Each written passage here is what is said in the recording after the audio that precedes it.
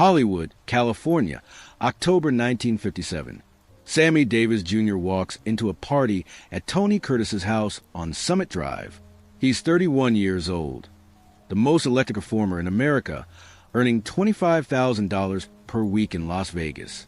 He sings, dances, does impressions, plays drums, performs comedy. He's black, Jewish by conversion, missing his left eye from a 1954 car accident. He wears an eye patch that becomes part of his image. He's broken through every barrier except one. He can't date white women publicly in 1957 America without consequences. Kim Novak stands across the room. She's 24, blonde, beautiful, under contract to Columbia Pictures. Harry Cohn, the studio boss, built her into a star to replace Rita Hayworth. She made Picnic in 1955, The Man with the Golden Arm in 1955. Vertigo will come in 1958. She's box office gold. Columbia's entire financial strategy depends on her remaining America's blonde dream girl. That requires her staying single, staying mysterious, staying white. Cohn controls her career, her public image, her dating life. She's studio property valued at millions annually. They talk at the party. The conversation extends. They exchange phone numbers. Within days, they're seeing each other. Dinners at private homes, late-night drives, meetings arranged through trusted friends. They keep it quiet. They understand the danger. Interracial relationships are illegal in 31 states in 1957. California isn't one of them, but that doesn't matter. Public reaction to a black man dating America's blonde sweetheart would destroy both careers. They continue anyway. The affair runs through October and November 1957. They're careful but not invisible. Hollywood operates on gossip, leaks, industry intelligence. By mid-November, people know, agents know, managers know, studio executives know, and Harry Cohn knows. Cohn built Columbia Pictures from a Poverty Row studio into a major operation through ruthlessness, intimidation, and mob connections. Born 1891 in New York. Started in the film business as song plugger, founded Columbia in 1924 with his brother Jack and Joe Brandt. By the 1950s, Columbia produces 40 to 50 films annually, generates $60 million in revenue, dominates certain market segments. Cohn runs it as personal kingdom. He decides which actors get roles, which scripts get made, who dates whom. He's a tyrant, a bully, a man who uses any method to protect studio interests. Kim Novak represents Columbia's biggest asset. Her films generate tens of millions. Her image sells tickets worldwide. Cohn invested heavily in building her career, in publicity campaigns presenting her as the all-American girl, in the careful construction of her public persona. That persona is white, wholesome, unattainable but aspirational. Dating Sammy Davis Jr. destroys all of it. The Southern market will boycott her films. Conservative audiences will reject her. The investment becomes worthless. Cohn won't tolerate it. He calls Davis's agents at the William Morris Agency in late November. The message is clear, and the relationship or face consequences. The agents meet with Davis. They explain the situation. Harry Cohn is furious. The studio will blacklist Davis from film roles. Vegas bookings will disappear. Columbia has relationships with casino owners. Television appearances will end. Networks won't risk offending affiliates. The career Davis built will be demolished. He needs to stop seeing Kim Novak immediately. Davis refuses. He's in love or believes he's in love, or refuses to be told who he can date. He spent his entire life breaking racial barriers. He performed in segregated clubs where he couldn't use the front entrance. He's been threatened, beaten, discriminated against constantly. Now he's successful, wealthy, famous. He believes that buys him freedom to date whoever he wants. He's wrong. Harry Cohn escalates. He doesn't call agents again. He calls people who don't negotiate. He contacts Johnny Rosselli, Los Angeles mob representative connected to the Chicago outfit. Rosselli operates in Hollywood, handles studio labor issues, manages casino interests, facilitates relationships between entertainment industry and organized crime. He's smooth, professional, diplomatic until diplomacy fails. Cohn tells Rosselli the problem. Sammy Davis Jr. won't stop seeing Kim Novak. He needs it stopped permanently. Rosselli makes calls. The first goes to Mickey Cohen, Los Angeles mob boss who survived prison, multiple assassination attempts, and gang wars who remained powerful in late 1950s. L.A. Cohen knows Davis personally. They moved in overlapping circles. Davis performed at venues Cohen controlled. They had mutual friends. Cohen understands the situation immediately. A black entertainer dating a white movie star creates problems beyond studio interests. It makes organized crime's Hollywood operations vulnerable to public scrutiny, to moral crusades, to political pressure that threatens profitable relationships. Cohen calls Davis directly. The conversation is brief. Cohen explains the situation in terms Davis can't misunderstand. Harry Cohen wants the relationship ended. The studio has invested millions in Kim Novak. Her career depends on public image. Dating Davis destroys that image. Stop seeing her. Do it now. Do it quietly. Davis argues. Cohen stops him. This is a negotiation, Sammy. This is information. The call ends. Davis doesn't stop. He meets Kim Novak again in early December. They understand the pressure, but believe they can outlast it. They discuss going public, holding a press conference, forcing Hollywood to accept interracial romance. The idea is naive, romantic, suicidal. Neither is thinking clearly. They're caught between genuine affection and the cultural revolution they imagine they represent. The revolution isn't happening in 1957. The resistance is. The threats escalate. Davis receives anonymous phone calls. The voices are calm, specific, detailed. They mention locations where Davis will be alone. They describe what will happen if he continues seeing Kim Novak. Broken legs, broken hands, the injuries that end a performer's career. Or worse, they mention his remaining eye. They mention permanent blindness. They mention acid. The threats are professional, not rage, just information about consequences if he doesn't comply. Davis panics. He calls people who can help. One call goes to Sam Giancana, boss of the Chicago outfit, one of the most powerful organized crime figures in America. Davis knows Giancana from Las Vegas. The outfit controls multiple casinos. Davis performs at outfit-connected venues. They're not friends, but they have business relationships. Davis asks for protection. Giancana listens. Then he explains reality. I can protect you in Chicago. I can protect you in Vegas. I can't protect you in Los Angeles. The outfit has limited reach in L.A. The California mob operates independently, sometimes cooperatively with Chicago, but not under Chicago control. Mickey Cohen answers to his own interests. Johnny Rosselli represents Chicago interests, but takes orders from local bosses when local issues dominate. Davis is a local issue. Harry Cohen is a local problem. The solution has to be local. Giancana can't help. Won't help. Tells Davis to do what they're telling him to do. End it. Walk away. Live. Davis is trapped. He can't get protection from the Chicago mob. He can't fight the Los Angeles mob. He can't continue the relationship without risking violence. His career is threatened. His life is threatened. Kim Novak faces similar pressure. Columbia executives tell her the relationship ends or her contract ends. Her career in Hollywood finishes. She'll be unhireable, damaged goods, the actress who threw away stardom for an interracial affair. Studio legal departments prepare morals clause violations. Publicity departments prepare smear campaigns. The machinery exists to destroy her if she doesn't comply. Mid-December 1957, the pressure peaks. Davis receives final warning. Not a phone call. Visitors. 2 men appear at his Los Angeles home. They don't identify themselves.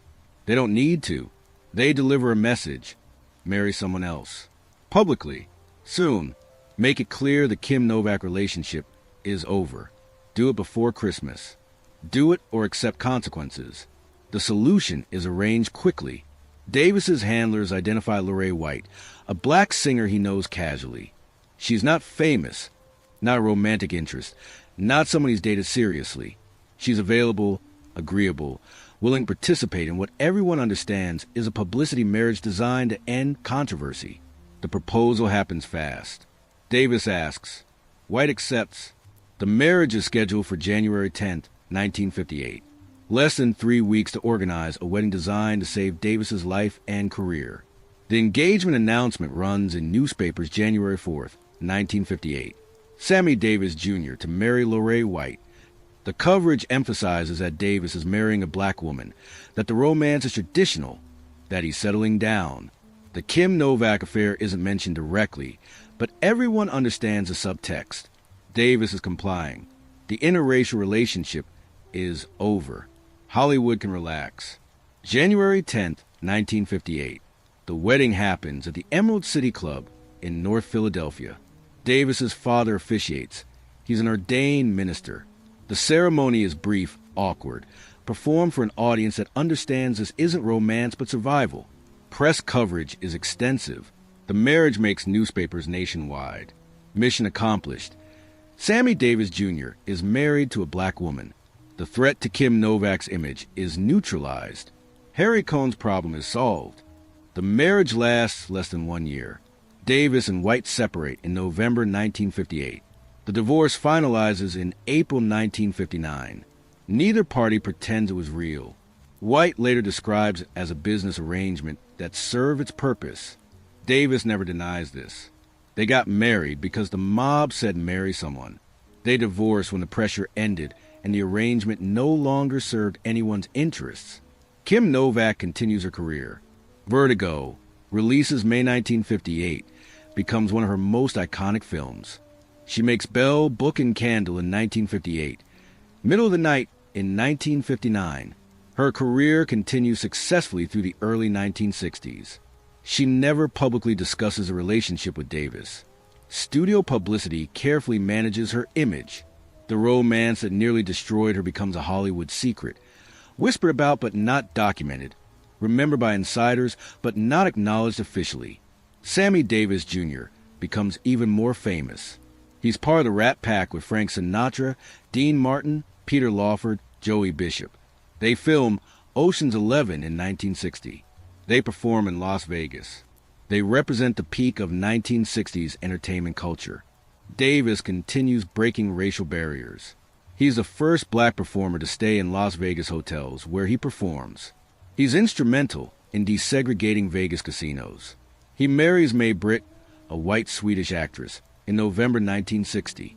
That marriage generates controversy but happens successfully because Davis has more power by 1960, because the culture is changing, because the mob isn't involved this time. Harry Cohn dies February 27, 1958, 6 weeks after the forced Davis-White marriage. Heart attack, age 66. He ran Columbia Pictures for 34 years, built it into a major studio, controlled it absolutely until death. His funeral is attended by 1,500 people. Red Skelton observes, "It proves what Harry always said. Give the public what they want and they'll come out for it." The joke is cruel but accurate. Cohn was hated, feared, effective. He died having protected Columbia's interests one final time by forcing Sammy Davis Jr. into a sham marriage. Johnny Rosselli continues operating in Hollywood and Las Vegas through the 1960s and 70s. He's involved in casino operations, entertainment industry connections. Eventually gets linked to CIA plots against Fidel Castro. He's murdered August 1976, age 71. His body is found in a 55-gallon drum floating in Miami's Biscayne Bay. The murder is never solved. Mob justice for someone who knew too much, or talked too much, or threatened wrong people. Rosselli dies the way he lived, through organized crime violence. Mickey Cohen survives multiple assassination attempts, serves prison time for tax evasion, remains a Los Angeles presence until his death July 1976, age 62. He never faces consequences for threatening Sammy Davis Jr. The threat was business, not personal. Cohen operated in a world where intimidating entertainers was routine work, barely worth remembering among the murders, extortions, and rackets that defined his career. Sam Giancana runs a Chicago outfit until his murder June 1975, age 67. Shot 7 times in his Oak Park home. The killing happens 1 week before he's scheduled to testify before Senate Intelligence Committee about CIA mob connections. Giancana dies before revealing what he knew, before explaining the relationships between organized crime and government, before discussing the various threats and arrangements he facilitated during his decades running the outfit. His conversation with Sammy Davis Jr. about protection. "I can protect you in Chicago. I can't protect you in Los Angeles," is never documented officially. It exists in Hollywood lore, in Davis's later recollections, in the oral history of how the mob operated in entertainment industry. Lorraine White lives until 2009, age 76. She's mostly forgotten. Remembered only for the brief marriage to Sammy Davis Jr. She works as a singer and dancer, never achieves major fame, lives privately. In later interviews, she's honest about the marriage. It was arranged, it served a purpose. It ended when no longer necessary. She doesn't express bitterness or regret. It was 1950s Hollywood. Survival required flexibility. She survived. Kim Novak retires from acting in the 1990s, lives privately, gives occasional interviews. She's now 91 years old.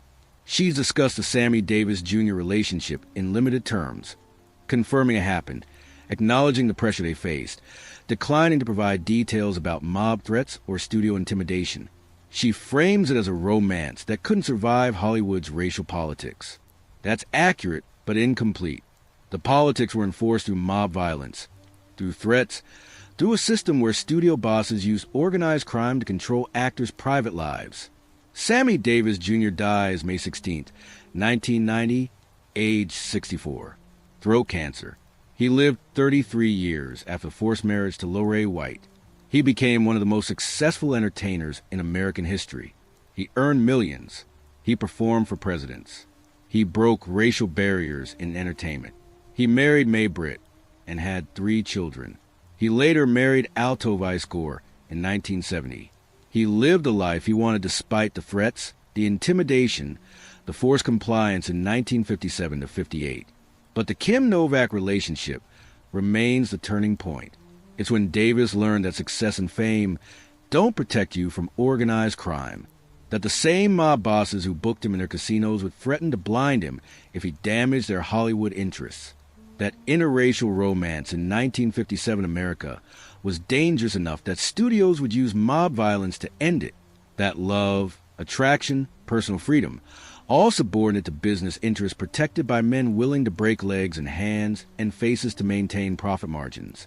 The story exposes the infrastructure of Hollywood in the 1950s. Studio bosses didn't just produce films. They controlled actors' lives through contracts that owned performers' images, time, and personal relationships. When persuasion failed, they used mob connections. Johnny Rosselli didn't work for studios officially, but he was available when needed. Mickey Cohen didn't handle studio security, but he made calls when executives needed problems solved. The relationship between entertainment industry and organized crime was symbiotic, profitable, brutal when necessary. The racial dimension makes it darker. The mob wasn't enforcing Jim Crow laws officially. They were protecting business interests. But the business interests aligned with racist cultural norms. Kim Novak's value depended on her remaining a white dream girl. Sammy Davis Jr. dating her threatened that value. The mob's intervention preserved both the financial asset and the racial boundary. Economics and racism function as one system, enforced by the same people using the same methods. The forced marriage demonstrates the mob's operational sophistication. They didn't kill Davis. That would create problems, investigations, publicity, heat. They didn't publicly humiliate him. That would expose studio mob connections. They arranged a marriage. Clean, simple, effective. Davis marries a black woman. Public controversy ends. Hollywood returns to normal. The mob's preferred solution avoided violence while achieving the same result. Davis complied because the alternative was blindness or death. That's not a choice. That's coercion backed by credible threats from people proven willing to follow through. It also demonstrates the limits of black success in 1950s America. Davis earned $25,000 weekly. He performed in major venues. He had powerful friends. None of it protected him from mob threats over dating a white woman. His success was conditional, limited, revocable. He could entertain white audiences. He couldn't date white women. The boundary was enforced by people who profited from his talent, but would destroy him for crossing racial lines. That's the mathematics of segregation. Economic integration without social integration. Talent valued, but humanity denied. Kim Novak's experience shows how studios control female stars. She was property, an asset, a revenue generator whose private life belonged to Columbia Pictures. Harry Cohn decided who she dated. When she chose wrong, he used mob connections to fix it. Her beauty, her talent, her fame, none of it gave her autonomy. She was a prisoner of her own success, trapped by contracts and mob muscle into being what the studio needed her to be. The affair suppression worked perfectly. It didn't become public scandal. It didn't damage careers. It didn't expose studio mob connections. Davis married Lorraine White. Novak continued making films. Hollywood's machinery absorbed the problem without visible damage. That's how power operates. Not through public displays, but through private threats, through violence suggested but not shown, through compliance extracted so efficiently that nobody outside the immediate circle knows it happened. But the story leaked eventually. Davis discussed it in later years. Biographers documented it. Journalists investigated it. The details emerged slowly. The threats, the mob calls, the forced marriage, the studio pressure. What was secret in 1957 became history by the 1990s. That's the pattern with Hollywood secrets. Eventually they surface. Eventually people talk. Eventually the truth gets documented, even if justice never arrives. The lesson is simple and brutal. In 1950s Hollywood, studios owned stars. The mob enforced that ownership. Interracial romance threatened business interests. Business interests were protected through violence or threats of violence. Love was subordinate to profit. Personal freedom was subordinate to contracts. Race was a boundary enforced by people who profited from segregation's economics. Sammy Davis Jr. and Kim Novak fell in love, or thought they did. The romance lasted approximately 6 weeks before the mob forced it to end. Davis married someone else on threat of being blinded. Novak continued being America's blonde sweetheart. The system won. That's what happened. That's what the story means. That's why it matters. Hollywood. 2 people try to date across racial lines. The mob ends it in 6 weeks. A forced marriage. A suppressed scandal. Careers protected. Love destroyed. The machinery worked exactly as designed. Everyone involved understood their roles. Harry Cohn protected Columbia's asset. Johnny Rosselli and Mickey Cohen delivered threats. Sam Giancana explained reality. Sammy Davis Jr. complied. Kim Novak complied. Lorraine White participated. The marriage happened. The affair ended.